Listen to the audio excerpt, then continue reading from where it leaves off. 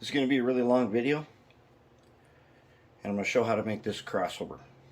It's a number 6 crossover made out of scrap brass flex track, PC board ties, and I made my own wood ties. All in all, it cost me less than $5 to make this. It is ultra smooth, and it is very,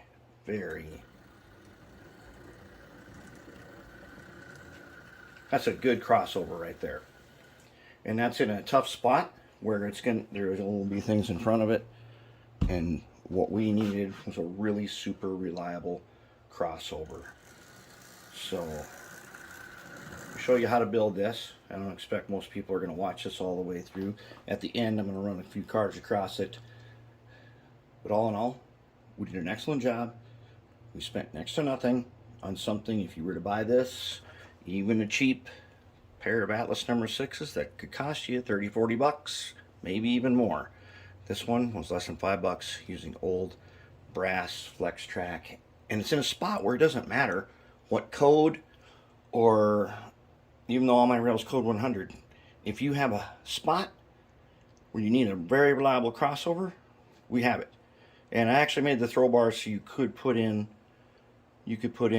those Caboose Hobbies ground throws if you wanted to, or you could use tortoise or something else on this. But there it is. I'm going to show you how to build it. Okay, for that switch that was giving us all the trouble just coming across the bridge, I've laid out here a new crossover. We're going to bench lay this one. And this time, I'm going to put in this piece of straight track that I normally cut in. I'm going to build them in to this crossover. And we should have a super reliable, and it's going to be continuous rail too. So we'll have our outside rail, and these rails that come in here are going to be continuous all the way across the crossover. And this one too. That's going to give us a very, very nice, reliable switch. And with all of these extra long ties and all the rail soldered down to it, it's going to be really strong. And it should turn out to be really nice. And it's not going to take that long. So let's get started. Progress check. Alright, I've got the outside rail in. And for that, I used a couple of straight boards here to line up. So I get the ties on the paper where they go across, and matched them all the way across. And I also did cut out for the points.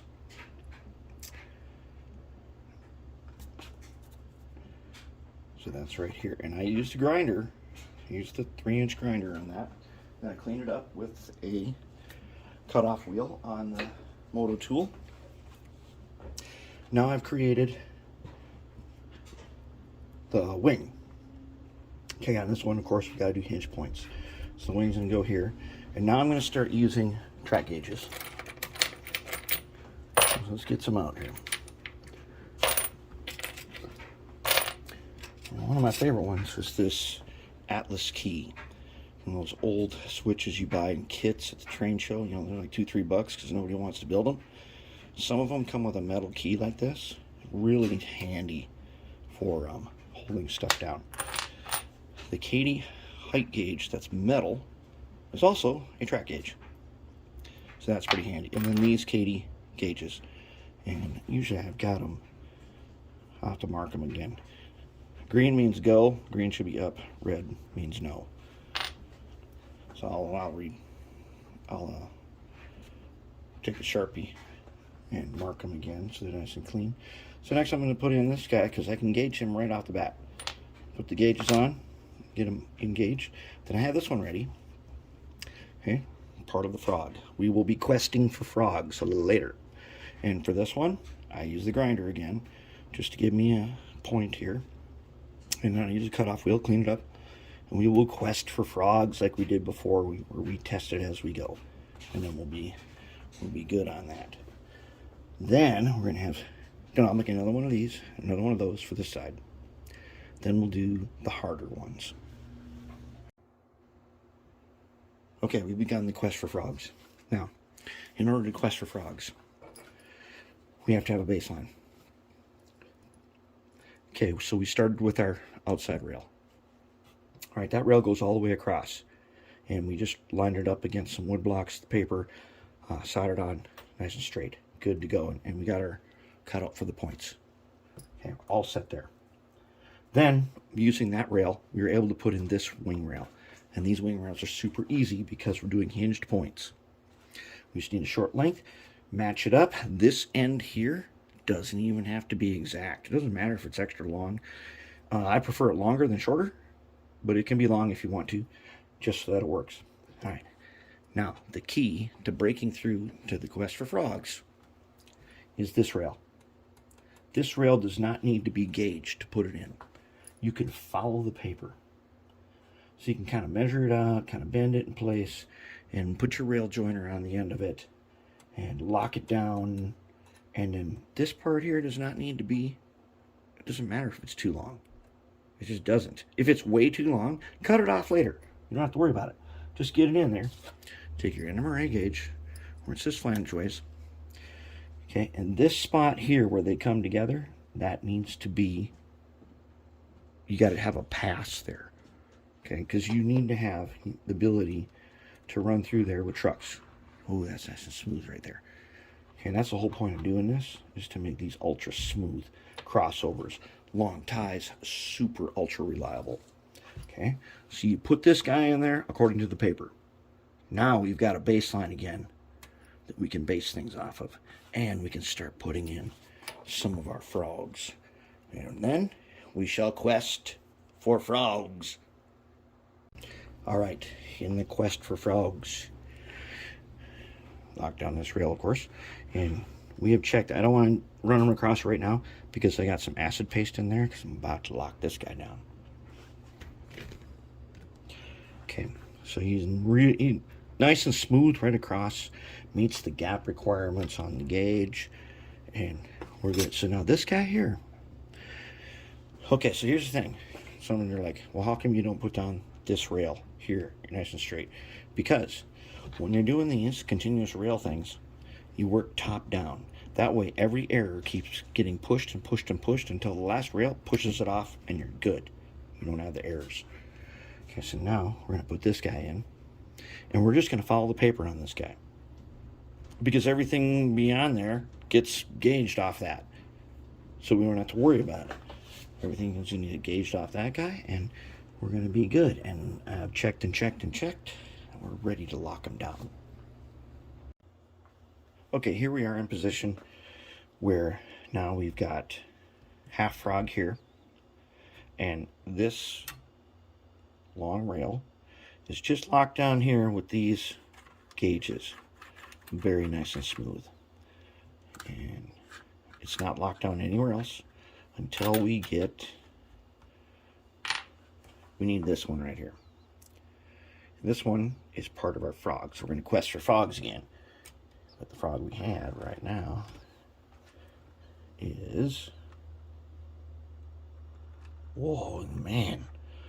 That is, you can't even feel that frog right there. The quest for frogs, either one of them, they're just so nice and smooth. Actually, I have to say, we're getting really good at this. I'll tell you what, questing for frogs is way easier than building them first and trying to put them in. When you quest for frogs, you are questing for greatness and glory. And this is looking nice. This is going to be a nice fixture to set in there. Yeah, I know it's going to have a bunch of extra long ties and stuff, but it's in a spot where you probably aren't going to see that anyways. Looking good. So now we're going to build this guy right here, and then we can finally build the points. Now we are ready to quest for frogs again. We're going to quest for frogs. So far, our frog questing has been excellent. All right, so this is all engaged. Now, that is quest for frogs. Okay. This rail is not, locked down or nothing. I want to go through here, and I feel this way just a little bump. Not much, tiny one. But this way, that is as smooth can be. So my bump, which I could fix with guardrails, but I'm not going to. My bump right here, right there. So I've been filing this down with a fiberglass wheel on the Moto tool. And I file it shorter and shorter, and I get it back. I still want the tip onto this PC board tap. But as I move it around, there's the bump. Okay, so what I'm going to try to do, I'm going to hand scrape. So I've got this tiny file. Now let's take a look at this guy. See his profile? And I want to hand scrape. And by hand scraping, what I mean is I'm going to use the file right in place here, and I'm just going to see if I can't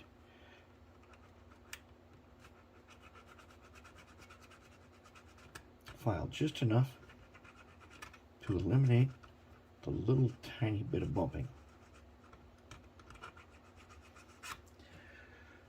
Okay, and I don't know if you can see, but let's zoom in. Okay, this frog ain't perfect. The angles ain't perfect. It doesn't matter because we're going to fill it with solder. What we want is an awesome frog, so we must quest for it. So now, let's try. I did a little hand scraping, and holy, I didn't do much, but oh, yeah, oh my goodness, suddenly we got smooth. Let's just do a tiny bit more. I'm not even doing it hard. I'm just doing a little bit. I'll tell you what, that little bit has made the quest for frogs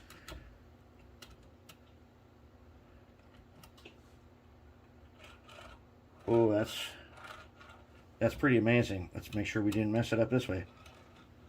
Oh, you can't even feel, you cannot feel the frog at all. Not at all. Feels like it doesn't even exist, both of them. And now this one. It's as if there is no frog at all. It's just perfect. That is the quest for frogs. And beauty. This thing is, wow. We got to lock that down. All right, I'm going to go ahead and lock all those down, and then we're going to take another look. We have quested for frogs. Now, let's check it. So we're going to check this one first. I haven't even sanded this yet, and it's so smooth. What about this guy up here? Is he still good? He better still be good. Oh, it's like he's not even there. Okay, what about this guy? Oh, man. What is going on here? I don't know if I've ever had frogs that smooth.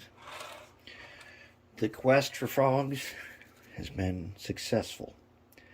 And I think we are ready to say we have validated that questing for frogs definitely is superior to making them just by the book and making them first.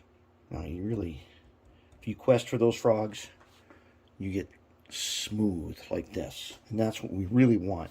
We want this thing to be super smooth. Okay, so all we got to do now is we got to make some points. Okay, we got plenty of scrap rail left over. So how much material have we used so far? We've used 2 pieces of old brass flex track that might be even 60 years old. That's what we've used. And we got a nice piece. It's going to set right down like this. So we don't have to cut in rail on either end. It's going to connect, boom, right in place. And yeah, it's going to have super long ties going across. But it's in a spot where you're not actually going to really be able to look down on that. The only question we have yet is this is where there's one over here, and the piece that's going to move the points back and forth. We got to think about that. Do we want to do something like a ground throw there? I don't know.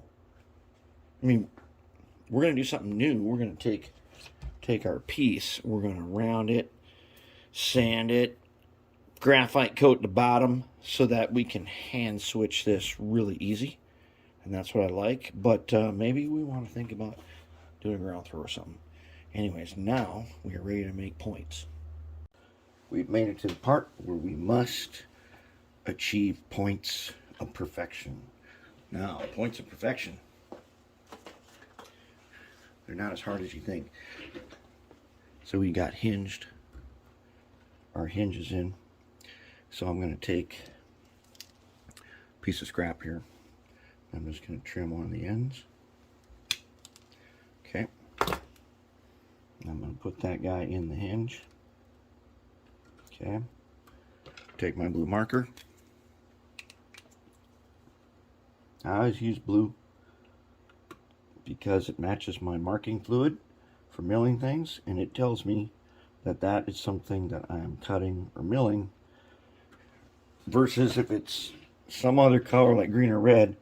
Usually I use that to mean something else, like maybe measurements or something. Okay, and I'm going to look at my cutout here. I'm going to mark where the end of that is, about right there. Okay, then I'm going to mark the inside. Okay, now what I did, let's go back. What I did was, there's the cutout, my blue line. I cut at the blue line. The blue, I cut at the end of the blue line, so I don't have to guess where the cut's made. Oh, that didn't really matter. I cut it backwards. I should have cut it flat, but it doesn't matter since I'm going to grind it. Okay, then I'm going to take my blue marker again, and I'm going to mark the part that needs to be ground like that. And now I know which side it's to be ground on. Okay, let's do it again. Let's take this guy here. Let's put him in. Find the end where the cutout is, right there.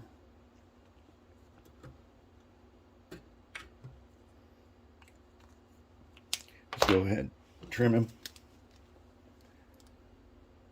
This time we'll do it the right way. Okay, now I've got my two guys. Oops, I didn't mark them today. No, I did not. And I look down in here, especially on this curved one, where the base of the rail is. So I'm going to grind from about here. And I'm going to do it on this side. There. Now I'm going to turn that into a kind of a flat wedge shape. I'm going to do that on a bench grinder, and then I'm going to clean it up with a fiberglass cutoff wheel so it fits in place. Okay, now for the points of perfection. We're going to do, so I got them like this. We're going to do some fine tuning. And the first thing I do, put them in here. And I want to see that he comes down here nice and flat. Just a little bit at the end here. And so I'm going to take a little flat file and I'll file them a little bit.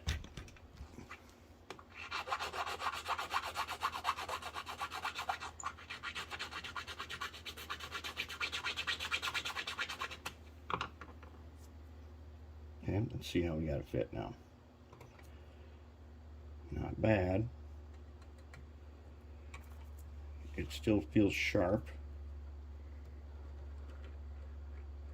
Yeah, I can feel it. So let's go ahead. I'm going to do a little bit on the top. Smooth that off. And I'm going to turn them over to the side of the workbench here. And I'm going to get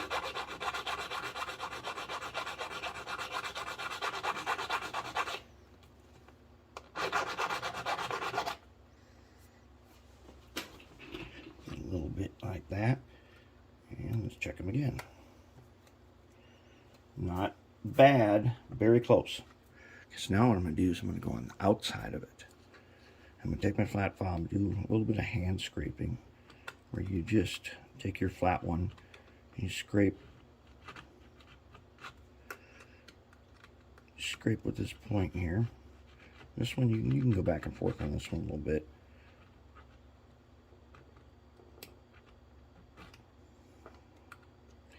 And that doesn't take too much. I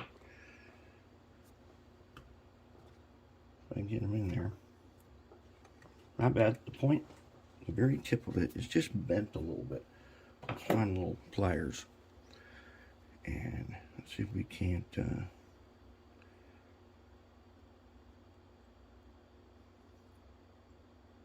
that looks not bad. Let's check them. Oh, that might be looking nice. Now, let's take our, not too much doing this part. Just gonna go side to side. This file can be very aggressive.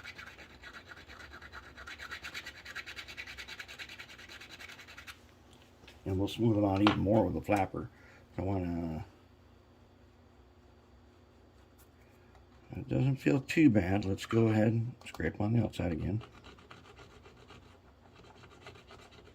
I'm not using the file part, I'm using the edge. Very edge of this thing. Put them in. Feels better. See if we can feel it yet. Yeah, I feel a little bit. Not quite thin enough yet. But there's another thing we have to do. You can take either NMRA gauge. We're going to check them for being engaged, and I bet is not quite engaged. Yeah, it's tight. Okay. So first I'm going to smooth this out again. Do a little scraping here.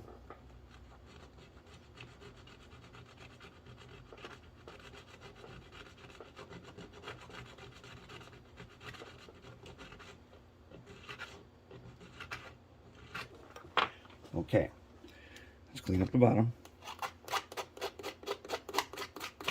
All right, now we're going to deal with the gauge problem. Okay, let me just check with my finger. I still feel just a little something. So let's go ahead and file in this time a little bit, if we can. I'm going to go this way, but that's not going to... Blade's too wide for that on this side. So we're going to go back. And get him right here. Whoops.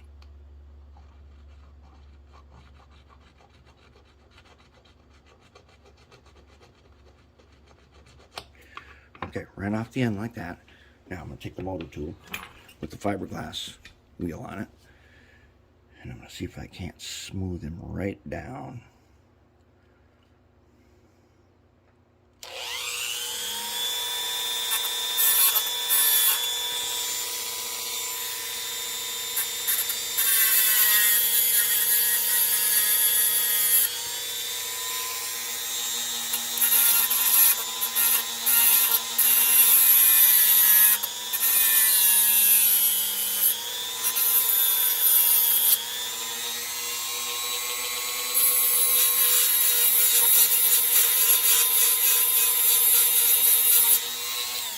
There, now we got a pretty thin end to it. So we'll check him again, see if he's bent. Let's get that bottom. Okay. Ah, I think we have something. I think we have something.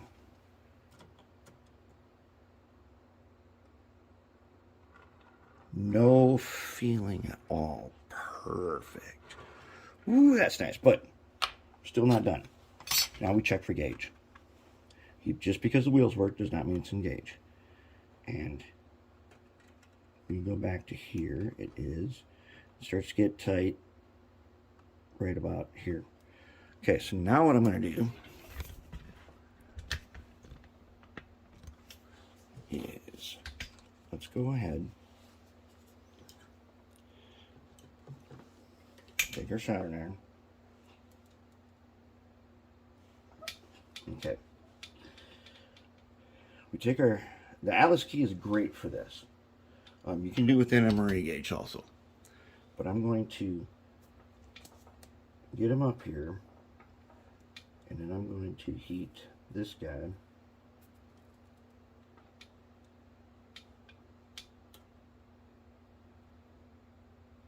Not bad. Work our way down. I twist it back and forth to see if I can make it. It's just a little tight.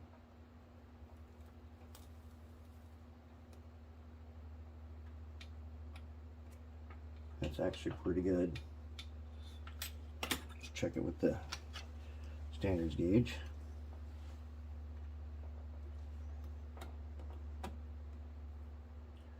We're close, but we're not perfect.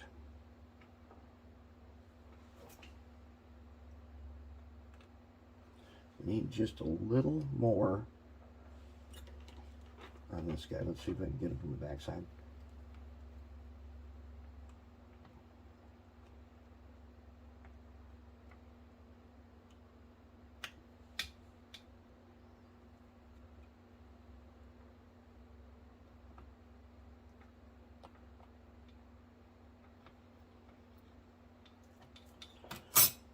Get some more heat on this guy.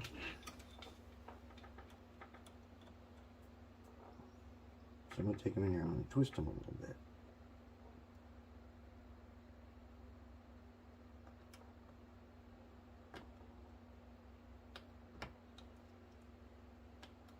And as I get up to him, I'm going to hit his neighbor.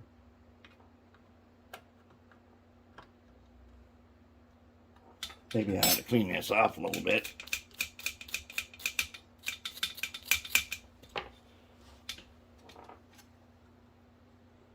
Let's just check and make sure he's hot enough. Yep. Let's get our point back in there. See how we did.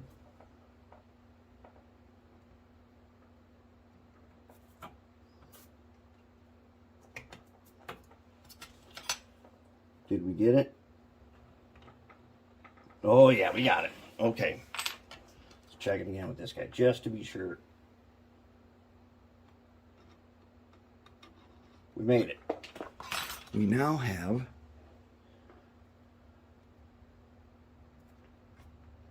got some very nice points of perfection. And to get points of perfection, you should use the questing method, where you test as you go.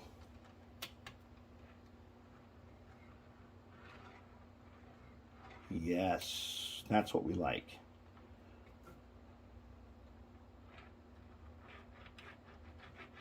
No bumps. That's exactly what we want, and it's far better than just guessing based on the template. It's far better if you actually go and quest for it with a 3-axle truck. Okay, now I've got this one here set up nicely. So here are a couple of considerations that you want to do when you're doing this. You take your points here. You want the bottom to be really smooth. This one's rough. I gotta sand it down. Really smooth. And then the two PC board ties on either side, they gotta be smooth right there. If not, it'll be really hard to throw it. Now, I like to do hand throwing, so I'm probably gonna leave it, but I did put in a hole to put in a ground throw if I want to. Ground throws are tricky because when you set them up, well, especially in this tight space, if I go to the inside, which I don't have to do, I can do it on the outside. If you do it on the outside, which I also left enough room to do, way easier. And these ground throws throw a long ways. And everything's got to be really, really smooth. Remember what I said about locking these down? Okay. When one is open, the other is closed. So generally, the way I do it, without considering a ground throw, is I close one, and then I open the other one just wide enough, and I lock it down with the solder. Okay, then I close that one, and then I lock down the other one, and then we're in place. And then you make sure everything's nice and smooth. And I think I'm going to paint the bottom of this thing with some graphite so it's even smoother. But that is a point of perfection right there. And wow, they're so smooth. You don't even know that there is points there. Just feels like continuous rail. This is going to make this thing so nice. So I'm going to finish up the other one. Then we're going to put in guardrails of ridiculousness. And after that, I'm gonna have to make ties again, wood ties. And this time, I think what we're gonna do, instead of using the plyo bond, since my plyo bond is starting to kind of get hard in the jar, we're gonna try some contact cement, just some regular old heavy duty contact cement to do our wood ties. And that one is, I'll paint the rails, I'll stick the tie on, I'll pull it off, I'll set them off to the side, and I'm going to wait an hour then and stick them on. I don't know if it's heat activated. We'll try it, but it won't really matter, because if I wait 1 hour before sticking them, I should be good to go, whether it's heat activated or not. We'll get to that in a little while here. All right, let's take a look at guardrails. So, I have them installed. Essentially, we've done this before, so I don't really need to show you. What I look for in guardrails is first I gotta find the anchor points. I do not solder them down to all the ties, because when you have to adjust them, it makes it really hard. Alright, so I make mine extra long. And I'm going to show you the reason. This here is the truck from an SDP-40 from the 1960s, Athearn.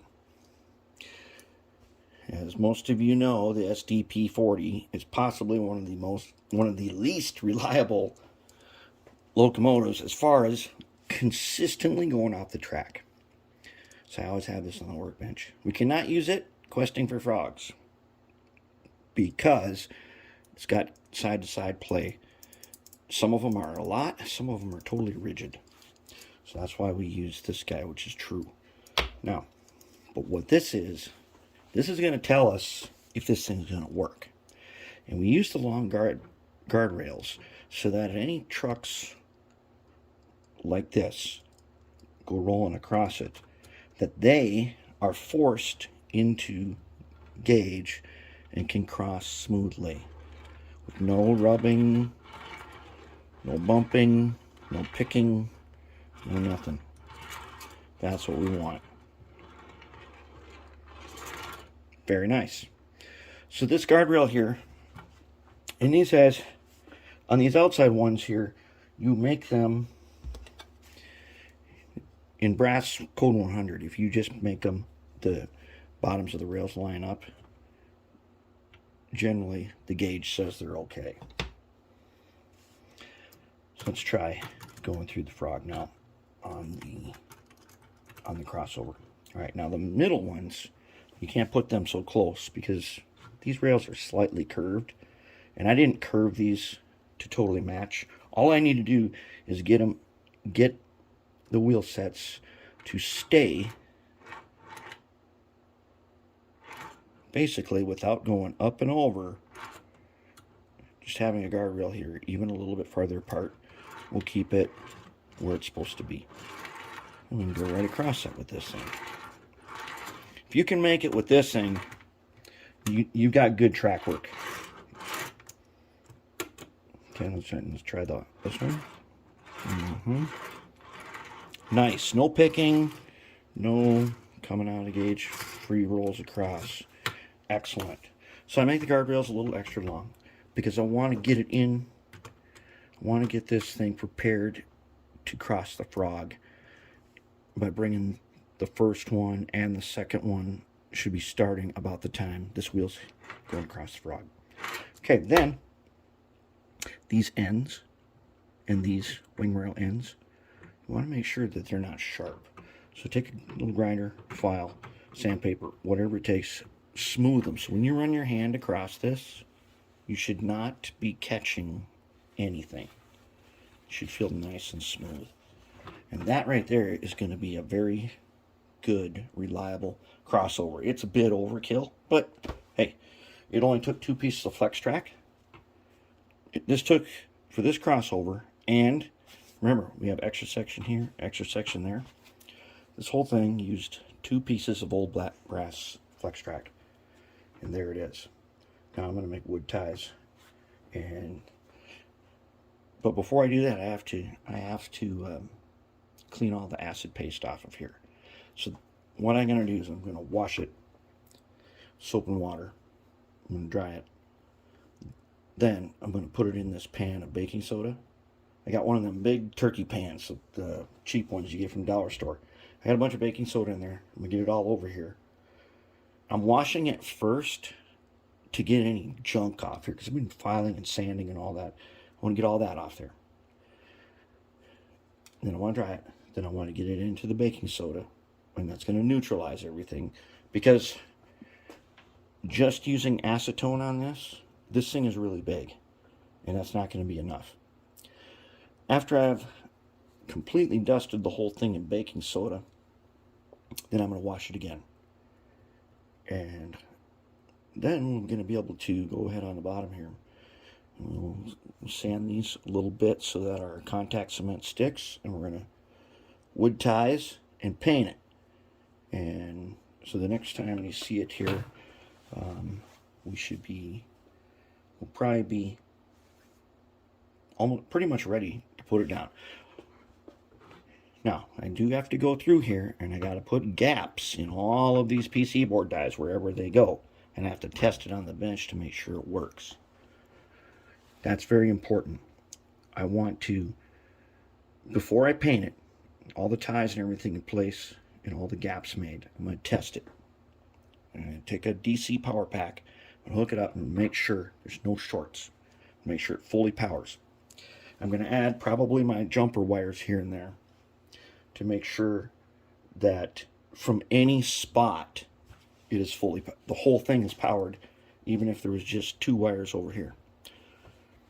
Or if there was 1 here and say 1 here, the whole thing is powered. This is not, there's no break in here or gap for different blocks. This one is, the whole thing exists within a block on the layout.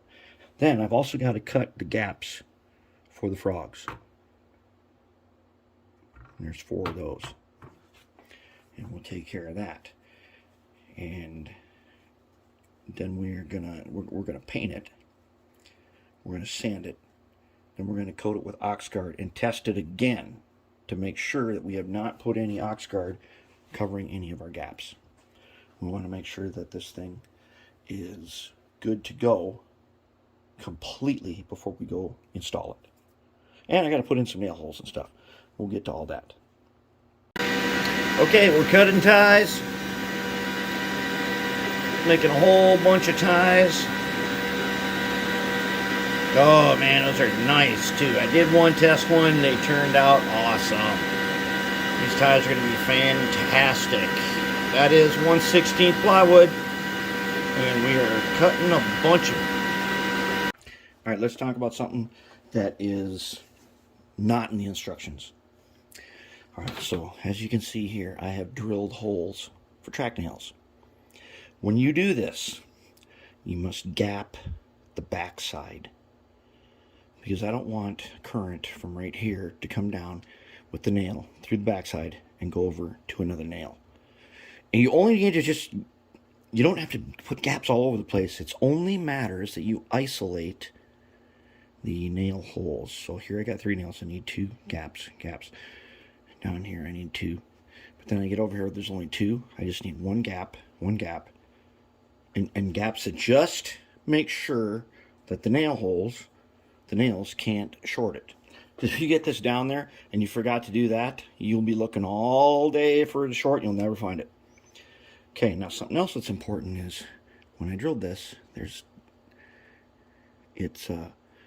kind of breaks through and leaves a little thing there that we need to smooth out. So I'm going to do that. And then I'm going to go ahead, I'm going to gap the front side.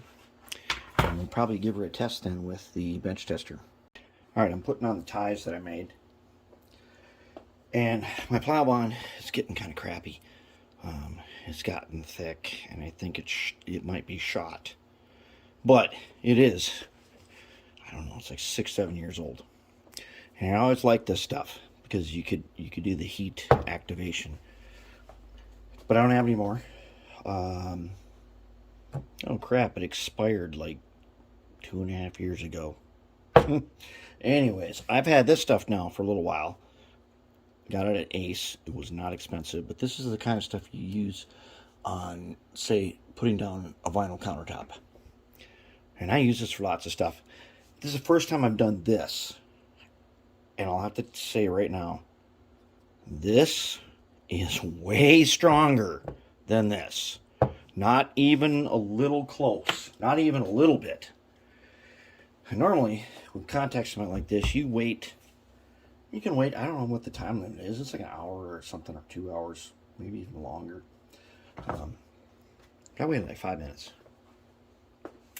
5 minutes. So you put some on, you put your tie on, and you take it off, you let it sit for a second. And when you put it back on, it should be instant bond. And I'll tell you what, 5 minutes, which is now past, I'm going to go put these guys on. The strength of this is, it's strong. It is really strong. And I think this is going to be my new go-to stuff since I got a whole can of it. And I can go get it at Ace Hardware. Plow bond, I got that one at Lowe's. But it is so much stronger.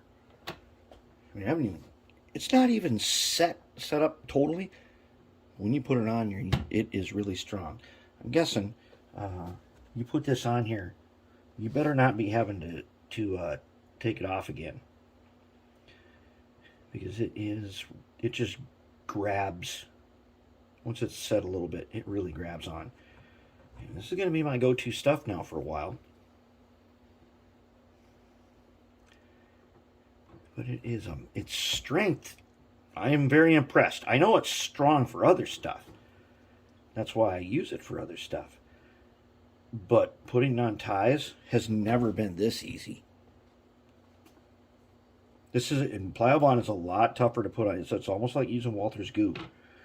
And it is a lot harder to put ties on with plow bond and then go ironing and everything. I won't have to iron this at all because it just grabs on. It grabs on, and it is very, very strong. I love it. It's good stuff. We're going to keep using this, and we'll test it over time. We're going to find out over time if it's that good. But right now, when it goes on, it's much, much stronger than using the plow bond and then heat activating it. This is far stronger, and I really like it. I love the strength we're getting out of this. Here it is. This is the guy. As you can see, I've got my wires in here. Make sure that if I connect on 2 wires here, the whole thing is energized. If I connect like one here on the red and one over here on the black, still the whole thing is energized. I have gapped the back side so that no nails are going to cause a short. But we're going to test that again once we get this painted. Right now, it's about ready. It's heading out to paint. And, oh man, this looks good. Okay, I know it looks a little bit huge and ridiculous with these ties spanning all the way across, but where it's going to be located, that doesn't really matter. What matters is that it has strength and it's smooth in its operation. And right now, it is as smooth as you can get. That is a nice crossover. Are we going to make one like this again? I don't know anywhere else where we would need something just like this, but we've shown that we can do this. We freehanded it. We made everything here. Total cost of all the materials in here was 2 pieces of old brass flex track that someone gave me. These PC board ties, it was 4 of them, so it's, I think it was like 4, whatever. It was like less than $1. Okay, this plywood, I used half of 1 sheet out of a pack. At worst case, that was $2. I don't even think it was that much. And some scrap wire. This is made out of all scrap, basically. Free-handed. This here, if you were to buy 2 good number 6s, and remember, we got the extensions on here, so we don't have to cut flex track for that. It would cost a lot of money. But this one here is going to be far smoother than anything we could have bought. And its reliability, it's code 100, and everything is locked down nice and tight. Good to go. This thing should really do the job where we need it. Alright, I'm going to go paint it, and then we'll check it out again. Out of paint. Now it's been cleaned. It has been coated with Oxguard, and we're going to check for shorts. So I've got a spotlight car here, and this car picks up power on one side here, one side over there, and so when the power's on, we get a green light. Alright, this will tell me if the track shorts, it'll tell me if it's dirty, tell me all kinds of stuff. So I also made sure the whole thing is electrified. Whole thing's energized regardless of where the leads are put. So right now I ran on a red and black wire, so yellow is the red and blue is the black wire. And so I've got one here, one there, and this thing rolls right through. Now it should go out at the isolated frog. Oh, not that side. I bet it's this side. Yep. Okay, so that means the frog does not have power. That's what we want. I don't want a short there. We come back on, nice and smooth. Okay, let's bring them over here. Same thing should happen. We get them on the track. This time I do believe it'll be this side that goes out. Yep, good to go. This thing is so smooth. It is just unbelievably smooth crossover. So let's go ahead and crossover from the middle.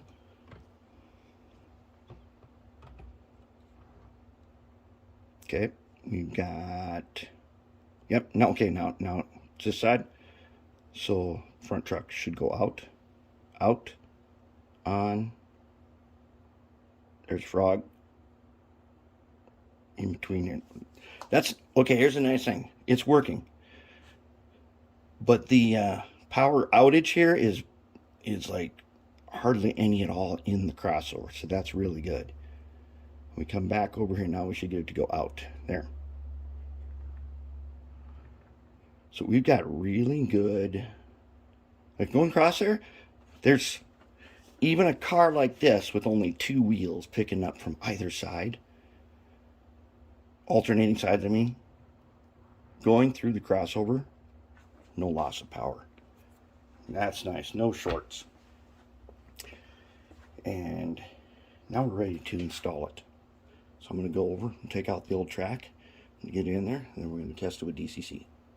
I think what we ought to do is test them. I think Hercules needs a test. Hercules ain't been out here in a while. Let's go ahead and test Hercules and see what he got to say.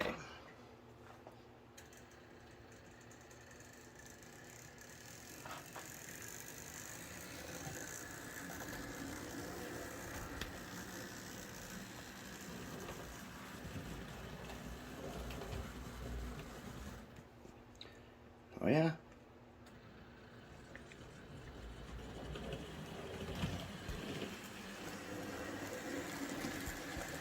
Now Hercules has the dual Mabuchi motors, the face rippers in them, wired in parallel with one decoder, Digitrax DH126.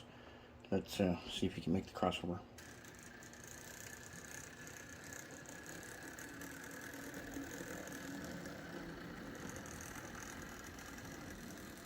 Hold up, did you hear that?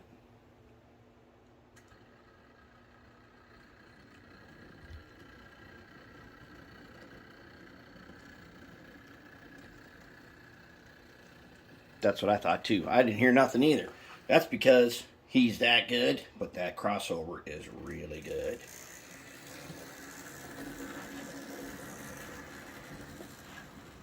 This train is so heavy that the train master can barely push it.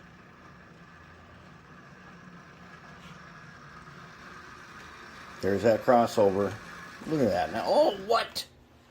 Yeah, these guys are just a little bit on the heavy side. We need to get rid of some of them. You guys go down there. We have to do something about these testing cars later. So let's pull these guys back out and put them over here. Might have overdid a little bit on the weight. Okay, let's well, I guess we can put them all. Okay, if we can put them all down there, then we can uncouple right at our spot, can't we? Can we do it? Can we do this? Can we uncouple right here?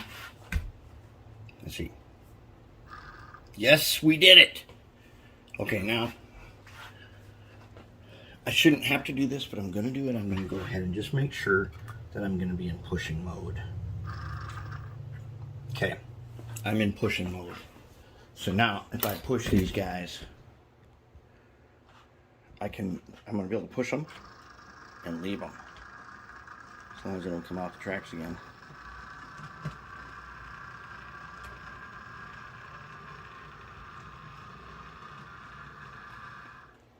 Sweet. Watch this.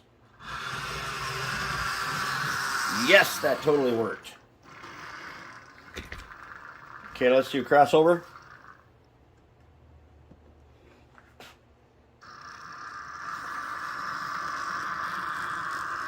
Nice. Nice. Very smooth. Alright, take them out of here. Now, let's bring up Hercules. See if Hercules got anything to say. And let's have him do a crossover.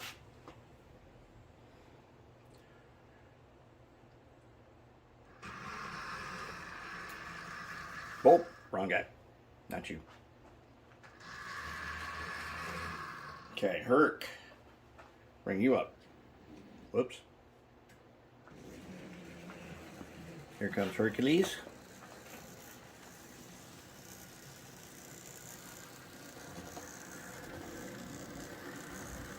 Wow, did you hear that? How smooth was that going across that crossover?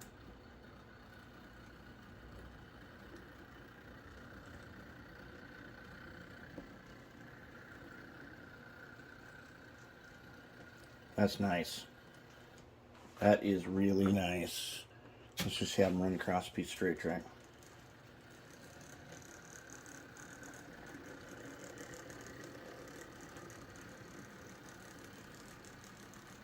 There it is. We did it. We made it through all this. And we've got an excellent, excellent crossover. That cost, now I've kind of calculated this.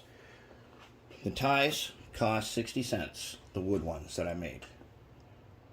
And I have leftovers. The PC board ties cost 80 cents, and I still have leftovers. And the flex track, well, somebody gave me that. But train show, let's say it was $2 for 2 sticks of ancient brass flex track. So altogether, we're still under $5 for a super reliable crossover. Yeah, I know tie a spanner, a span and 2 tracks there.